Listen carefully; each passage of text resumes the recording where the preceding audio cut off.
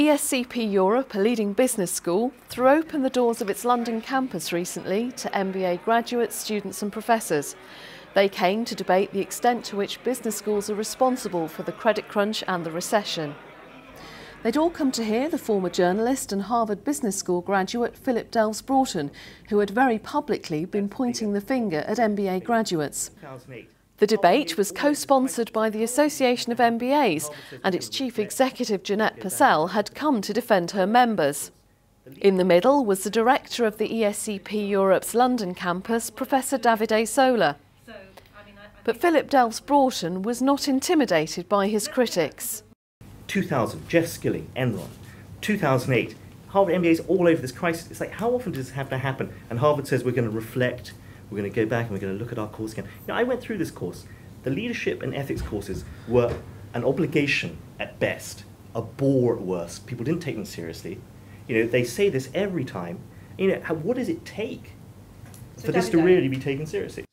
Much of what Delves-Broughton said made Jeanette Purcell despair. She believes his point of view is more about Harvard than it is about MBAs in general.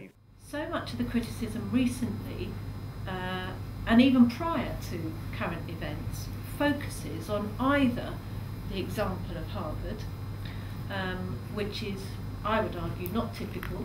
Harvard is different. It doesn't represent the experience of most MBA students attending high-quality business schools around the world.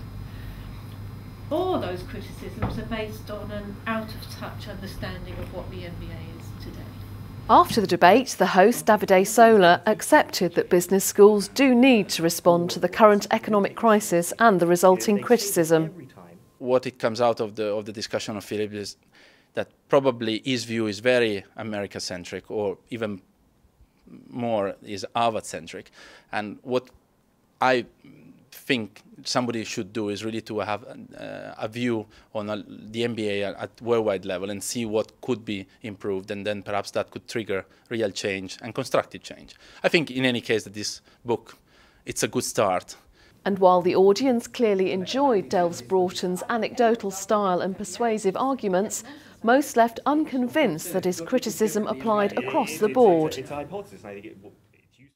My sense is that Philip's very much focused on the Harvard experience, and to me that's 24, 25-year-old youngsters going in off very little business experience, very low salaries, and they come out 2 years later having been moulded and shaped in a particular way, and they expect to earn, or they will earn, $250,000, and they'll go into a very tight network which by default locks everybody else out. And it kind of came across that that's his whole experience, and he's mapping it over a much, much wider pool. And as I said tonight, my experience at Cranfield School of Management, you know, the average age was 32.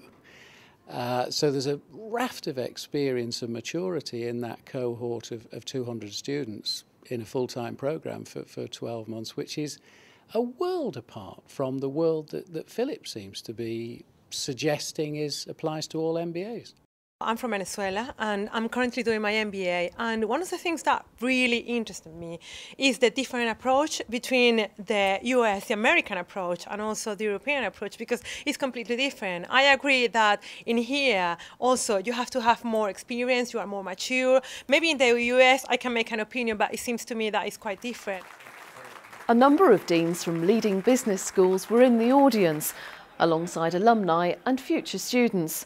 And discussions continued outside after the formal debate ended and will no doubt run for some time to come.